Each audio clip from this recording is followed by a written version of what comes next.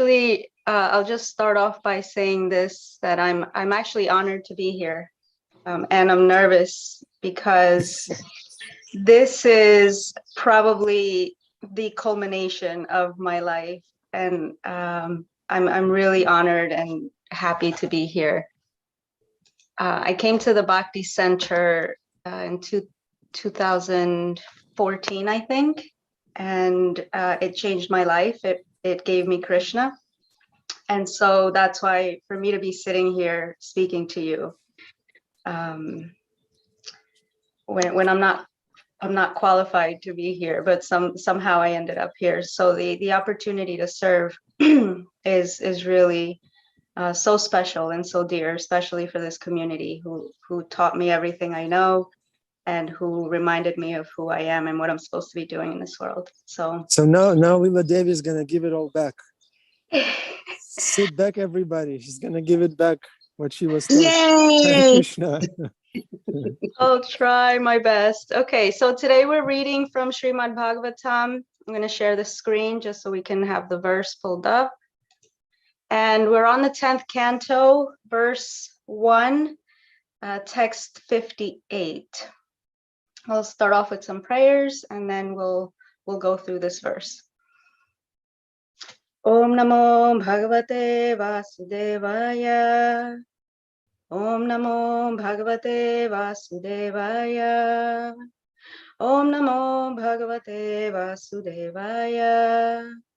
Narayanam Namaskritya Naram Chaiva Narottamam Devim Saraswatim Yasam Tato Jayamudiraye Nashta Praye Sabhadreshu Nitya Bhagavat Sevaya Bhagavati Utamashloke Bhaktir Bhavati Naishtiki. Okay, so text 58, chapter 1. Kim dusaham nusadunam vidusham kim apekshitam kim akaryam kadaryanam dushtajam kim dritatmanam. Translation and purport by His Divine Grace A.C. Bhaktivedanta Swami Prabhupada.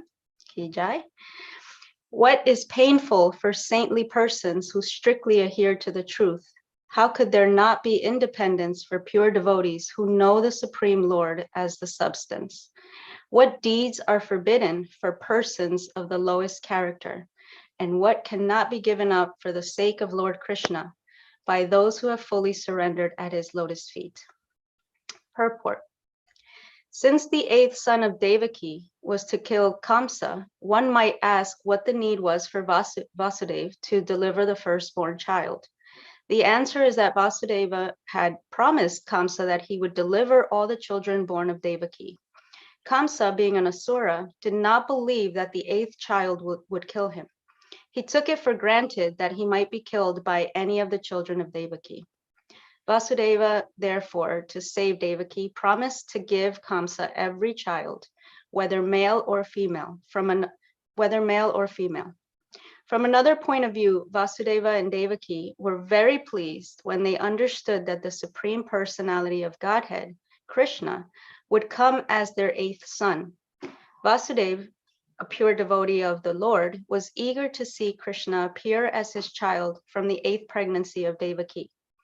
Therefore, he wanted to deliver all the children quickly so that the 8th turn would come and Krishna would appear. He begot one child every year, so that Krishna's turn to appear would come as soon as possible. Srila Prabhupada Ki Jai. Om Jnana Timirandasya Jnananjana Shalakaya Chakshuru Militam Yena Tasmai Shri Gurave Namaha. Namo Vishnu Padaya Krishna Prastaya Bhutale Srimati Bhaktivedanta Swaminiti Namine. Namaste Saraswati Deve Gauravani Pracharine. Nirvisesha Shunyavadi Paschatya Deshatarine. Vanchakalpa Tarubhyascha Kripa Sindhuvya Evacha Patitanam Pavanebhyo Vaishnavebhyo Namo Namaha. Jai Shri Krishna Chaitanya Prabhu Nityananda Shri Advaita Gadadhara Shri Vasadi Gaura Bhakta-vrinda. Hare Krishna Krishna Krishna Hare Hare Hare Rama Rama Rama Hare Hare. Okay. Hey, so there's so many of my friends here. I'm so happy to see everyone and new friends too.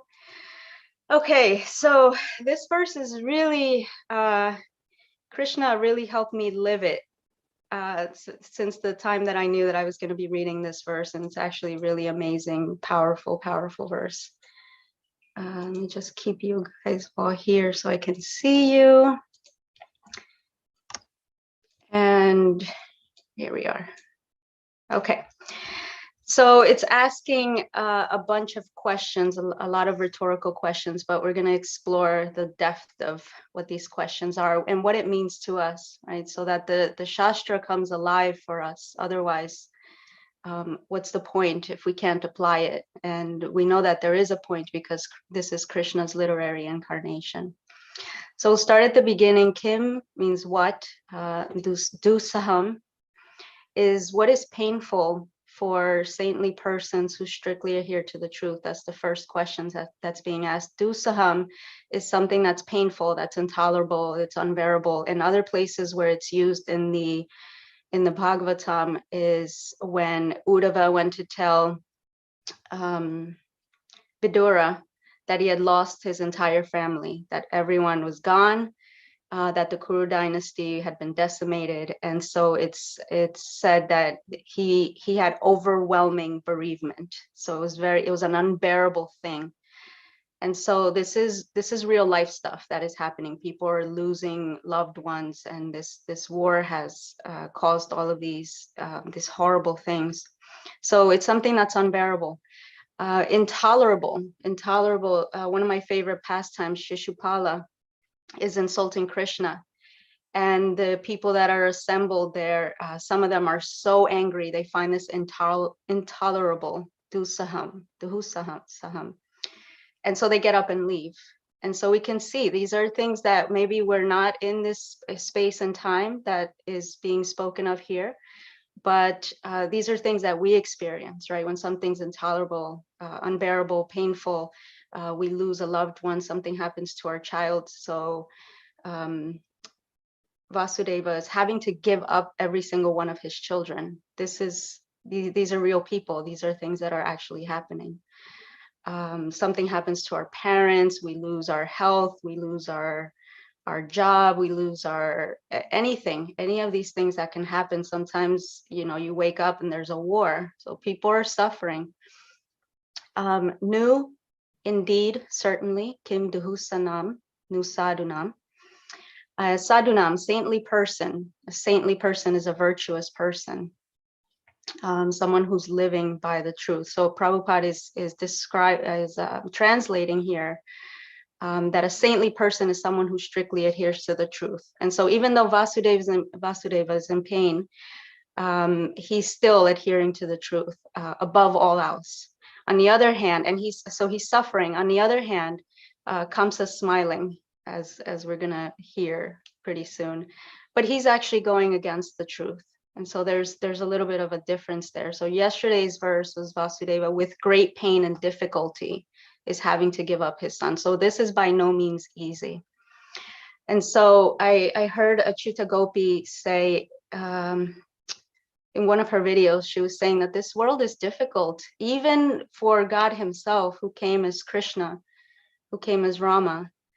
They had trials and tribulations. So by no, it's difficult here. Prabhupada said, one of my favorite quotes, this is no place for a gentleman. This is no place for a lady. And so we come to understand that this is unfortunately the nature of this world in Kali Yuga. But what is happening here with these real people, one of the things that this is showing us is how to react with to the things that are being presented to us, these difficulties, so that it becomes about being human, about being a person, that we have a choice of how we are going to react, that we choose to stick to the truth, that we change our relationship to the pain of what is being presented to us. So even though it's uncomfortable, we choose what's right. And so this is someone is intelligent, someone is saintly. This is how they react. And sometimes even just this being a human is hard enough, right? When we have so many things that we can do, this world gives us a lot of options, or seemingly it looks like there's options. And what do? or sometimes we're just trying to follow the principles of our tradition, but sometimes the only thing we can do is to just be a good person. I remember for years that was the only instruction that I could follow, because I just couldn't do anything else, and being a good person is not to be taken for granted. Because we're here having a personal experience, and realizing that God is a person. And Prabhupada said that the most valuable thing is our human incarnation. And so being a good person is actually no small thing. There's a medicine man who said something regarding being a person that I really loved. And he said, the life of a regular person is the high hope of all humans. Home, family, good work, no complicated destiny, right? Because we're all like, want to be big and whatever that means for us, but there's always that potential to want to do so much. Becoming a regular person is the definition of life. And that's it, just being a human. What does that mean? Realizing that I'm a person, an eternal person who's in relationship with the eternal person. So Srila Prabhupada says, simple living, high thinking. So Kim Dusa Saham Nusadunam, and then Vidusham Kim Apekshitam. How could there not be independence for pure devotees who know the Supreme Lord as the substance? So if we turn this into a statement, there is independence for pure devotees who know the Supreme Lord as the substance. Vidusham, of learned persons, the intelligent, the wise. So Srila Prabhupada translates this as pure devotees who know the Supreme Lord as the substance. So being a learned person, being intelligent and being wise means that we know the Supreme Lord as the substance. And so what is true intelligence? What is true learning? Substance comes from substantia, which is Latin, and it means essence. So to know that Krishna is the essence of all true knowledge, to know that Krishna is the essence is true knowledge. And this word, I found this word really fascinating, that he's translating this into there's independence. And I was like, what does this mean? Interestingly, apekshitam means looked for, as in, what are you looking for in life? That phrase we use, like, what do you want? What are you looking for? It means expected, right? What do I expect? Wished, what do I wish for? What am I wanting? Required, like I require this to be happy. And so Srila Prabhupada translates this as dependent. And so what happens when we're dependent on something? We're bound to it. And I found it really interesting that the word substance is being used here, right? Because in our culture, we have the phrase substance abuse and dependency that comes from that. And substance abuse could be anything, just about anything these days that we can get attached to. And so when we're bound, we lose our freedom, we lose our independence. And so this verse is saying, for someone who knows that the Supreme Lord is the substance, the essence of everything, how could there not be independence? Then we are completely independent. And Krishna's if we recognize that he's the essence of everything, then we're not looking somewhere else.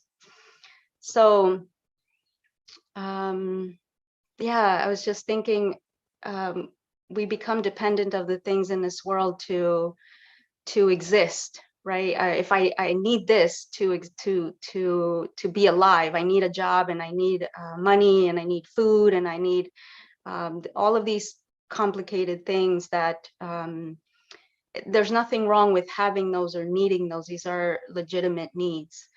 However, when we become dependent as if those things are the ones giving us our existence, then we start to mistaken everything, who we are, what we need, and what we're doing here, and we just get distracted. So if we understand that the true essence of everything is Krishna, then we can relax. Then there's less anxiety, there's less fear, there's less grasping. Then we can respond in a way like Vasudev did, right? So Srila Prabhupada is brilliantly gives us the word, and then he gives us like the natural consequence of what the word means. So he's giving us the essence of it.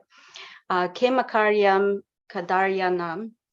What deeds are forbidden for persons of the lowest character? Akarya means what should not be done, what is forbidden. And Bhagavad Gita in the 18th chapter says, Yaya dharmam adharmam cha karyam eva cha. So, O son of Pratha, that understanding which cannot be distinguished between religion and irreligion, between action that should be done, karyam, and action that should not be done, cha karyam, is in the mode of passion. So what we should do, what we shouldn't do. So what was that word?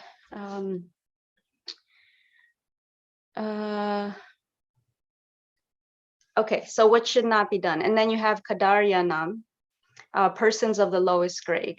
And in another canto, this is translated as misers. So what is it that the misers won't do? Misers are people who, when we hoard our valuables, right? And we don't want to give it away to anyone because we just need it. We need to hold on to it. So what are our valuables? Maybe we're not Kamsa.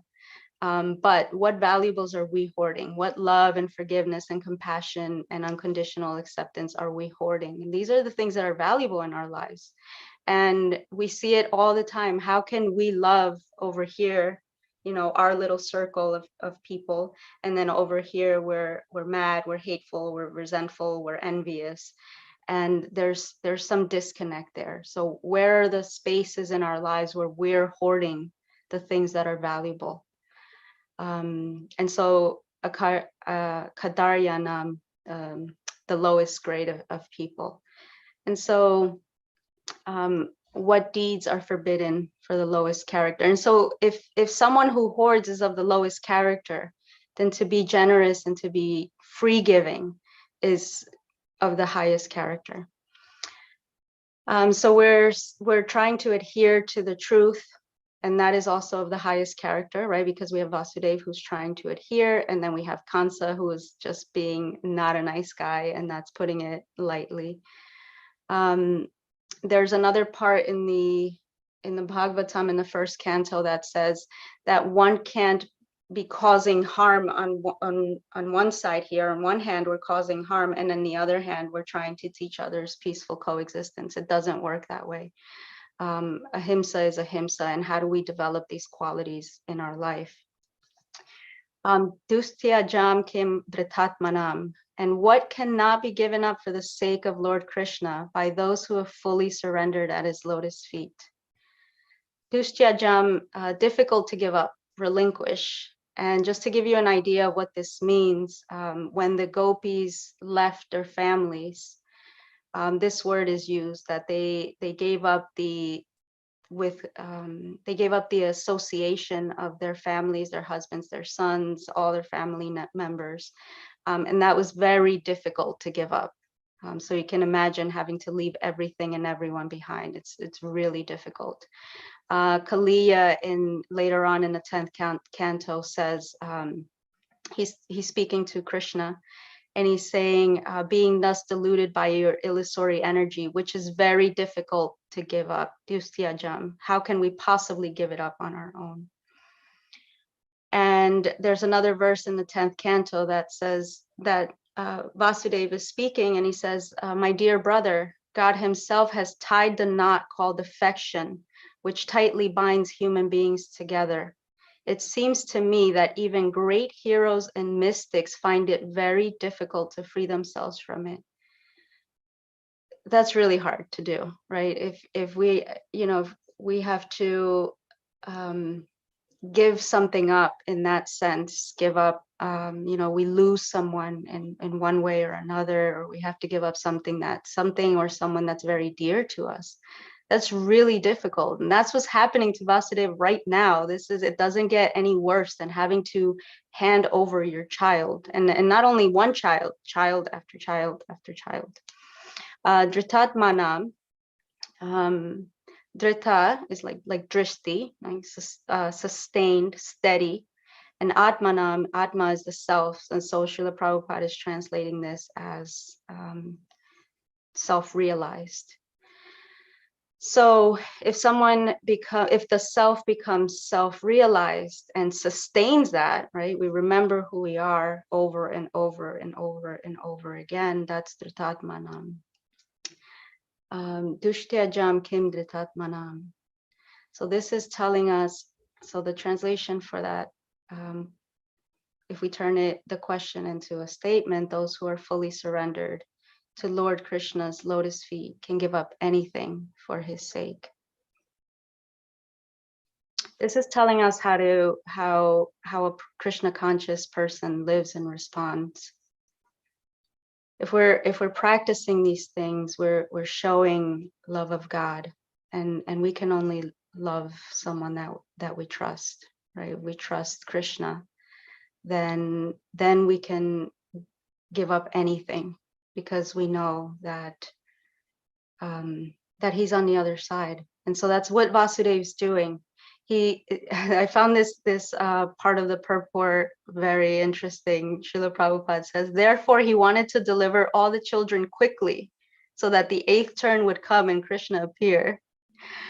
How many of us are just running towards our destiny, right? Because we're aware and fully trust that Krishna's on the other side. This is what Vasudev's doing. I certainly can't do it. You know, there's fear, there's anxiety, there's like, oh no, what's going to happen? Oh my goodness. And this is the practice. This is why we're here. But we can see the difference of how Vasudev is responding and reacting compared to, you know, all of the difficulty that we have in trusting and surrendering, right? We talk about that all the time. Surrender. What does that mean? That means to trust. Surrender means to trust, to take shelter, to know that he's got your back, to know that he's there. But it's easier said than done. And so when we do trust and when we do show that love, then we can move towards things quickly, not as in mode of passion quickly, but as in, this is the way that I'm going. I know that he's got my back. I know that I'm protected. I know that he's going to show up on the other side of that, right? Because that's what's happening with Vasudeva. Krishna would appear. He knows the quicker I get through this, the quicker I do this, and if I just move through it, then Krishna is going to be there. But you know, we need to pray for that. We need to pray for that, or I need to pray for that, because it's really difficult to do. I once heard, I think it was Kastuba Prabhu who said, trusting Krishna is like running with your eyes closed. And that struck me, you know, like, wow, what does it take to run with your eyes closed? So we pray. And one thing I wanted to mention about this is not underestimating. You know, we try and then we fail and we forget and we get nervous, we get anxious. Oh my goodness, what's going to happen? But we don't underestimate the amount of courage that we're showing just by trying. And Krishna reciprocates with that trust and that love that we give him with the strength to move like Vasudeva, with the strength to move like Queen Kunti, with the strength to move like Prahlad Maharaj or Draupadi or the Pandavas. That's what he gives us, that strength. This is one of his opulences, right? That he has in unlimited quantity. And so even if he gives us a little tiny bit of strength, that's huge. It's huge. It's extraordinary what we can do when he gives us a little bit of that. So what's the point? This is a question I have for myself, and if any of you have any answers, what's the point of living in anxiety and trying to prevent the inevitable if we know that Krishna's on the other side? So this is a question to ask ourselves all the time. And for me, I need Sangha. I need support. I need the devotees. I need prayer. You know, when I was saying, Krishna, help me live this verse, it's because something was painful, something was uncomfortable, something was intolerable. You know, all of these things are things that happen to us on a daily basis sometimes. So I realized, oh my goodness, I need more prayer. So my strength, our strength, is our tribe, our community, our sangha, our relationship with the devotees. I need the devotees like I need air, because otherwise I get bewildered. I forget who I am. I forget what I'm doing here. I forget where I'm going. I completely forget everything. And so the devotees, I like to make this argument, the devotees are more important than Krishna, because without the devotees, we don't have Krishna. And if we don't have Krishna, then everything is lost. So it's important that we recognize that this is where we get our strength, at least in large quantity. Or maybe that's something that we can explore within our own lives. So their value should be recognized, if not honored. And so when we're supported like this, when we start practicing this, changing our relationship to pain, so that the pain doesn't become something that we get lost in and bewilders us. It becomes the impetus for trusting. Then we can transcend that pain, right? And then when we transcend it, we find the truth. And the truth doesn't hurt, it liberates. Or sometimes it does hurt, but it still liberates, because Vasudev's, he's in discomfort, he's uncomfortable. No one's denying that these things aren't painful. But just like Srila Prabhupada said, this is no place for a gentleman, this is no place for a lady. He also said we make the best of a bad bargain. And so that's what we're trying to do here, just trying to be real human beings, moving through these real human being emotions, these that are caused by these real human being things that happened all day, every day. But we remember and we remind each other that Krishna's on the other side. And so if we forget, then we have the devotees telling us, oh, don't forget, Krishna's on the other side. Yes, I know that this is painful.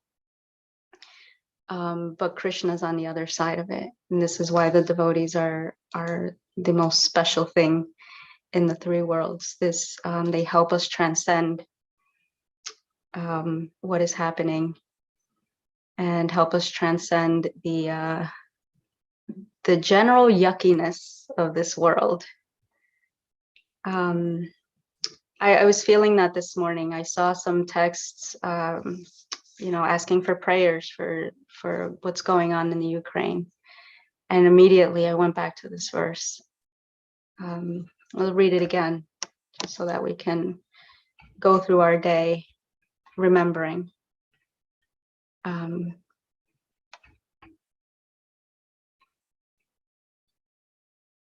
What is painful for saintly persons who strictly adhere to the truth?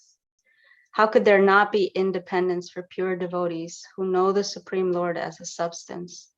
What deeds are forbidden for persons of the lowest character? And what cannot be given up for the sake of Lord Krishna by those who have fully surrendered at his lotus feet? There's another verse in, I think it's the 11th canto.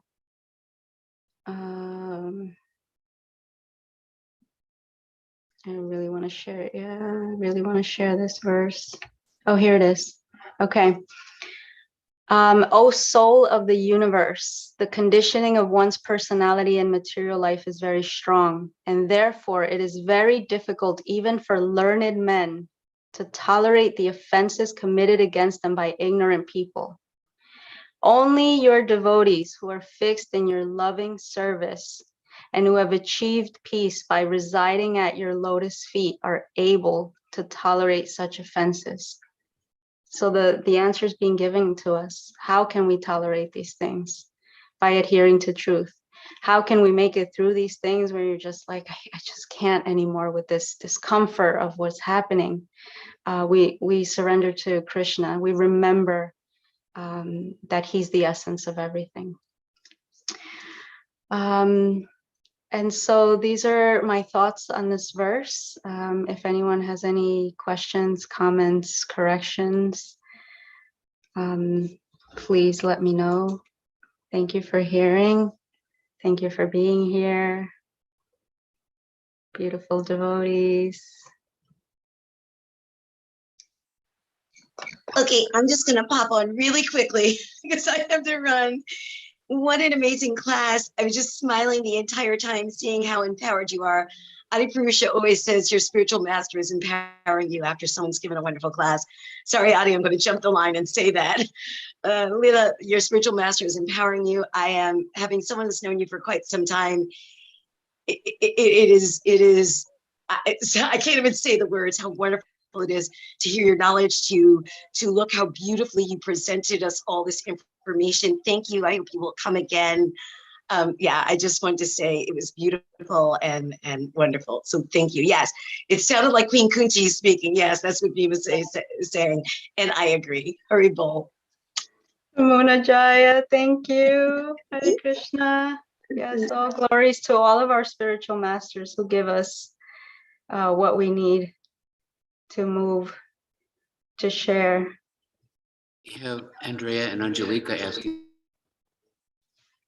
Yes, so Andrea, Hare Krishna, my dear friend. Krishna, my dear sister.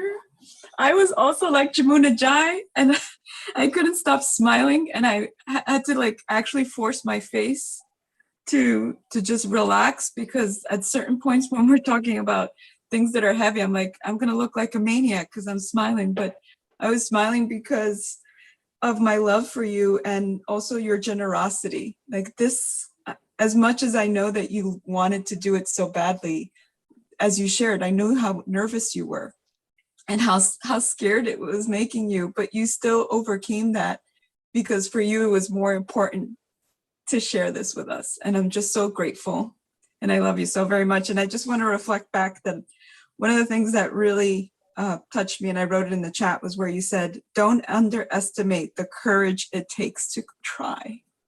And that's so true. Krishna just sees our intention, and whether we accomplish it or not, he sees that. So don't underestimate the courage to just try. So thank you. Thank you, Andrea. Yeah, it's no small thing. These are real difficult things, and we just barely touched upon it. But I'm sure everyone here has had these really difficult moments. You know, we can laugh about it and make light of it. But people woke up to a war today. People woke up to having to be displaced. People lost someone. And suffering doesn't wait for me to get off of work or for me to wake up. It just happens. And so we got to be ready. How do we respond? Angelica. Hare Krishna, Lila Devi Dasi. Hare Krishna, Prabhu. So good to see you. Thank you so much for this class. It was so needed. I'm extremely touched, especially as you said, like people woke up to war today, and my family woke up to war today, and I woke up being torn and just kind of feeling like I thought that the worst that can happen already happened, and here we are actually upgrading the levels of suffering, or at least experiencing them.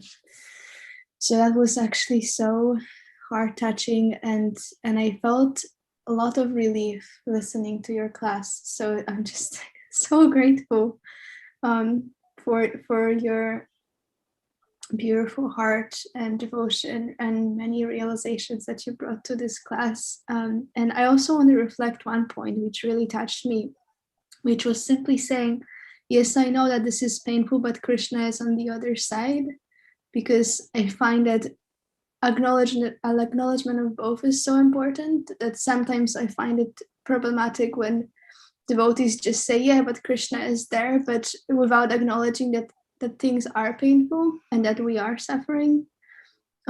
So to hold both, to acknowledge our humanity and that we may be going through all kinds of pain, and at the same time to also remind ourselves of our true nature and where we belong, is really powerful. So thank you so much. I really am looking forward to all the classes that you're going to give, and I love you very much. I miss your association. Thank you so much. Thank you for sharing that point, because yeah, we should know. We should talk to each other about all the things that are difficult. And this is one of the, I'm glad that came through, because this is one of the things that happens in spiritual life as we're trying to learn to be in that middle path, right? The Bhagavad Gita is telling us in honor and dishonor, in happiness or distress, to be in the center. But that doesn't mean that we don't feel. It just doesn't. And to try to gloss it over with spirituality will do us a disservice. At the very least, it'll do me as a disservice. And then what to speak of when someone else is sharing some suffering, and then you preach to them with a Gita verse and expect that they're going to feel better all of a sudden. That's not how that's not appropriate, I think. And sometimes it harms us. And the way that these people in our Shastra are reacting to things, this is why we're talking about them. This is why we talk about Queen Kunti and Prahlad and their prayers and their Leelas, and we just go over them over and over and over again. It's not because they did some great thing. Oh, well, they did, because they were great. So everything they did was great. But it's not because they had millions of Instagram followers, or they started all these corporations. It's because of how they reacted to the things that came at them. That's why we glorify them. That's why we're talking about them, and we try to come to a point where we can at least understand that, if not do that. Yeah, so I wanted to share that. Thank you, Angelica, and yeah, all my prayers to everyone in the Ukraine and all their family here. Yeah. My dear Rajalila, this is my teacher, my sister, my mother, my grandmother, my friend, my teacher, my everything. Thank you so much for being here. Hari Hari. Ja, thank you so much. This was an amazingly nourishing class. Thank you. Lila, I have a question. You gave so many beautiful nuggets, so many things for us to reflect on. And one of them that really caught my attention. Well, firstly, I want to thank you for using this system of the cyclic succession by speaking Sanskrit, the Sanskrit words, and speaking from the Sanskrit words. Your Guru Maharaj and Srila Prabhupada, they did that so beautifully. And for you to do that and show us how to do it, thank you. Thank you for that. I really appreciated that. And secondly, I wanted to ask you this question about, you asked, there was one word you used from the verse, apekshita, and it says, what am I expecting, right? What do I wish for? And you made the comment after that, for one who knows that Krishna is the essence of everything, then we are independent. And I wanted you to kind of elaborate a little bit more on that. What does that mean? Krishna is the essence of everything, then we're independent. Because we understand independence in a different way, right? Materially speaking. So help us to, at least help me. Oh, yeah, thank you.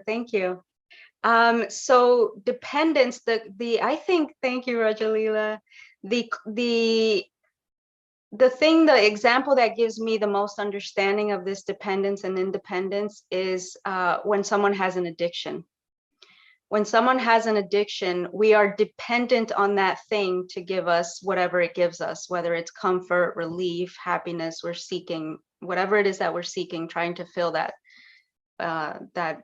God-shaped hole in the heart, and whatever the substance is. So we become, even subtly, we become attached to, dependent on,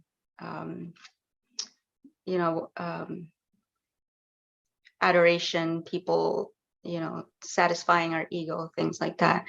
So we become dependent of the things in this world, and then we're bound to them, because then we're doing whatever it is that we need to do to get that thing, or to get the effect of that thing. And then we lose our freedom. So this is why, this is, for me, the best example is to have some kind of substance abuse issue, or some kind of addiction, where now we're acting out of character. Now we're losing our truth. We're losing our integrity, because we're dependent on that thing, and we're doing what needs to be done. And we see that in the world all the time. if we haven't experienced it ourselves. And so when we are not dependent on the things of this world, or any substance other than the true substance, which is Krishna, then we have independence and we're free, and nothing can bind us.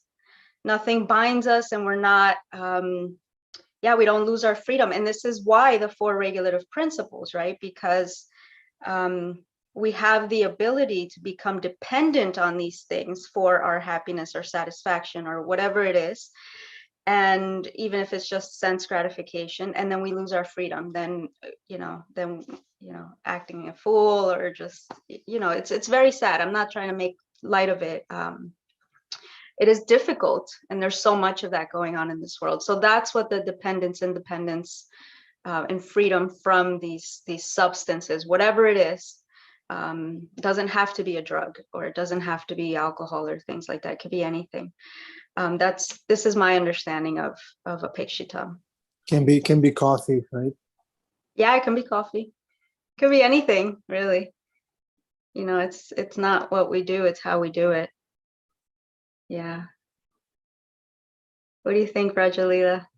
Thank you, my love. That was wonderful. Perfect. Thank you. Thank you. Jai. If anyone else has anything to add to that, I'd love to hear it. Yes. Hare Purush Prabhu. Hare Hey, Hare Krishna. Krishna. Wonderful class. You're a spiritual master. Wait a minute. 1 second.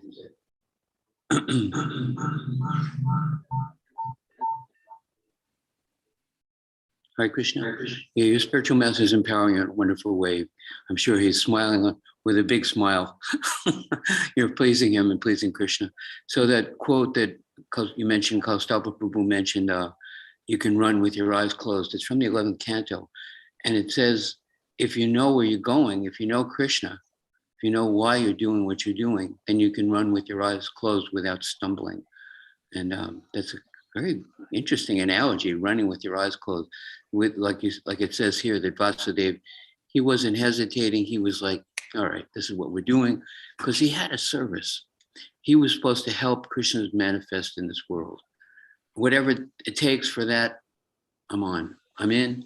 No matter how it looks, logic beyond my logic, beyond what I would prefer or expect. This is cool. I'm done. I'm down with this, and I'm going to go for it. And we're not just tolerating the situation. We're actually joyfully thanking Krishna. Okay, Lord, I'm yours. Use me as you like, And then we're free. How wonderful is Krishna? He gives us these amazing tests and learning experiences. So we're here to glorify the Lord. How wonderful is Krishna? All glories to Srila Prabhupada. Jai. Thank you, Prabhu. Thank you. Yes, thank you. I'm going to look that up. I really love that. And I'd love to have the... Looks like Shikshastra wants to say. Yeah, thank you. Hare Krishna, Prabhu. Hare Krishna. Thank you so much. That was a wonderful class. Such an appropriate verse for these times right now. Because we can see how a lot of people who are self-motivated are doing anything that they want, and it doesn't matter what cost to other people. Whereas, a devotee is steadfast in his determination to do what Krishna wants. So I saw a post that somebody said, excuse me, that, we shouldn't try to pick sides, even in this situation. And that is one of the biggest detrimental things for our devotional service, even like picking which Vladimir you want to be behind, Vladimir Putin or Vladimir Zelensky, we can't really even discriminate in that way, but we just have to try to discriminate between what is illusion and what is truth, so we can actually create the peace formula in the world. Because Krishna, he wasn't picking sides, even though he chose the sides he didn't pick a side. He's equal to everyone. In the Battle of Kurukshetra, he did come to eradicate all the demonic kings who were creating a disturbance on the earth. And that is, I wish he would come now. That would be good. But, unfortunately, I don't know if he will or not, but we have to actually become warriors on the battle. And so how do we know what to do? I mean, we don't want to discriminate between this side and that side. We won't, you know, because Krishna says in the 11th canto that, you know, it's in the 28th chapter, he says that, hold on a second, I got it right here on my phone. You shouldn't praise or criticize the condition, nature, or activities of other persons. Rather, should see the world as simply a combination of material nature and the enjoying souls, all based on the one absolute truth. So, you know, and then Krishna tells Uddhava that when you try to discriminate between this party and that party and this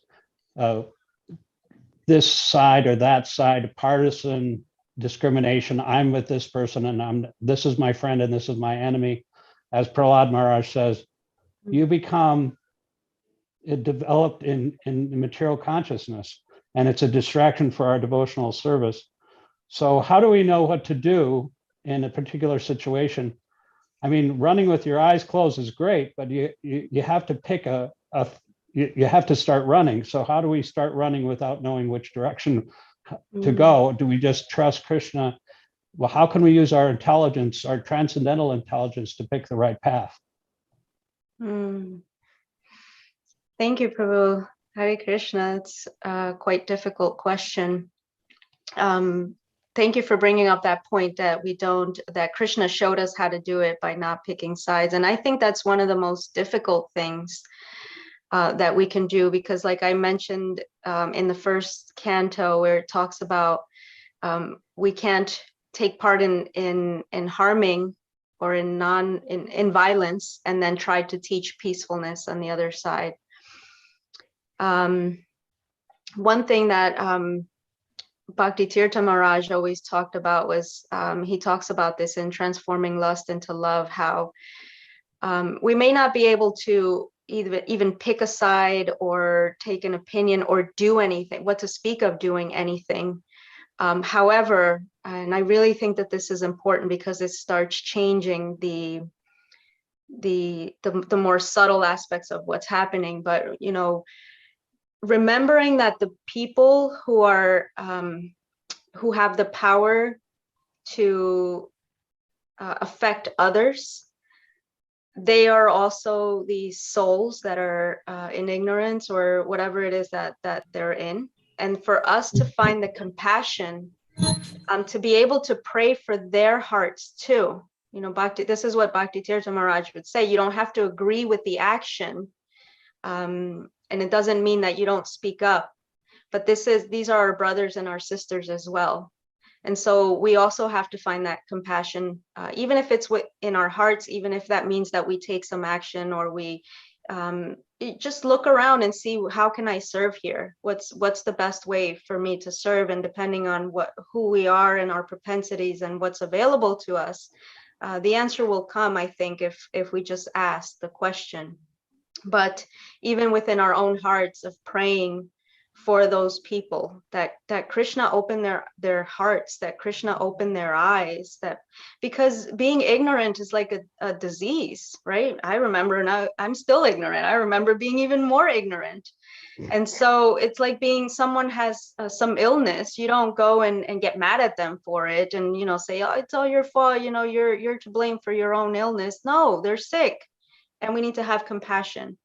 So I don't know the answer to the question, but I think prayer and contemplation is one way. And then association of the devotees, that will always point us in the right direction, taking shelter of Guru, Sadhu, Shastra. But I really, really hold strongly that it is important that we love unconditionally, even if we have to do something about it, about what's happening, and disagree and, you know, take some action. But it has to come from that place situated in truth. Yeah, I hope that helps. It's just a that's thought. wonderful. I mean, the idea that we have to be compassionate. Of course, we, you know, as fallible human beings have no good qualities. Our only good qualities come from Krishna. So if we depend on Krishna and pray to Krishna for his compassion, just like Mahaprabhu is the most compassionate. So he can and associate with devotees who also have compassion, then maybe some of that will rub off on us and we'll become a little more mindful of our fellow man. A devotee won't even hurt an ant. So thank you so much for your class. It was wonderful. Yeah, thank you. Yeah, and even this, thank you, Prabhu. Yes, even about this hurting an ant, it's really important that we dig deep into our own ways of being, because I won't hurt an ant, but sometimes I'm unkind to myself, or I'm not compassionate towards myself or towards others. And so like seeing all these little places where things kind of creep in, and the misunderstanding creeps in, and having compassion for that. Yeah, it is a process, and just trusting the process. But yeah, association, I see Brahmatirtha Prabhu is listening, and this is the kind of association that gets us through these things, right? Having these incredible, amazing devotees that you can go to and say, hey, what's going on here? I don't know what's happening. Help me out. What do you think? That's the medicine, I think. Bhima Das Prabhu. Hey, Hare Oh, Krishna. what a wonderful, oh my God. I don't know what to say. It was just a wonderful, soothing class. I feel it in my heart. I do want to make mention, though, on this particular issue, at this particular time, that a devotee does need to do strike back. And that is when other devotees and other people, especially the innocent, are being hurt. Krishna, Arjuna, I don't need to say more. Krishna and Arjuna, devotee, we must know that when the innocent and when the other devotees who are striving to regain that innocence are being harmed, then a devotee must stand up. So we may all stand up at our own particular time and in our own particular way, but we stand up with love. And I just feel so inspired by your class that I just thought I would say that, because love is also strong. So Hare Krishna. Hare Krishna. Thank you for saying that. Bhima Prabhu, your class that you gave, maybe it was a couple months ago or a little bit less. Oh my goodness. I couldn't stop listening to it. I was so, and I'm glad I have the opportunity to tell you that how special it was for me. Yeah, so thank you so much. Yeah, this is really important. Sometimes it's important to have the discernment of knowing that we need to do something, because sometimes silence means consent. And if we don't speak up, then, we do have to have discernment into what we do and what we can do. But yeah, just kind of having that, I'm just going to mind my own business attitude, or trying to gloss it over with spirituality, trying to say, well, I'm detached, everything's temporary. We have to be really careful with that kind of response, and not be complacent, and not be permissive of things that we know are against truth. And I like your point of, standing up with love, and love is the most powerful weapon that we have. And it shows up in different ways, right? A mother berating a child could be based on love. So we just have to be mindful of how we use that. But for sure, I agree 100%. Okay, dear friends, it's 8:10. I don't know how long this class goes, Prabhu. I think we can wrap it up here. Thank you very much, Lila Devi Prabhu. Beautiful presentation. The chat board is exploding with appreciation. Brahmatirtha Prabhu is fully endorsing your class. It's wonderful. And I was thinking when Shikshashtakam Prabhu spoke about running, how do we start running? I was thinking, oh my God, I'm blind. Where do I start? What if I hurt an ant while running? And then I looked at the chat board and I saw this wonderful devotees like, Bhima Prabhu, Ramatirtha Prabhu, Rajalila, Adipusha Prabhu, your good self. I was thinking, yes, I'm going to hold hands with the devotees. I want to hold their hand. This is how I'm going to start running. I don't have to worry about the direction or anything. I'm blinded by my senses, but I'm holding hands of good people, so I'll be okay. I'll be okay. So thank you, everyone, for being here, coming every day. Sakavaha, Didi, thank you for a class full of wisdom. Thank you. Thank you very much. Thank you all. Hare Krishna. Have a beautiful day. Oh, and if anyone gets the chance today, go listen to, well, I hesitate to recommend this, but go and listen to Lean on Me by Bill Withers and let that carry you through your day, because it's the soul, the Jiva and Krishna speaking to each other. If we see it that way, it is okay. It is a reminder that he's always there for us, right? Hare Krishna. Hare Krishna. Hare Krishna. Bye, everyone. Hare Bol. Hare Bol. Thank you, Haribol. Hey, Rakavira Prabhu!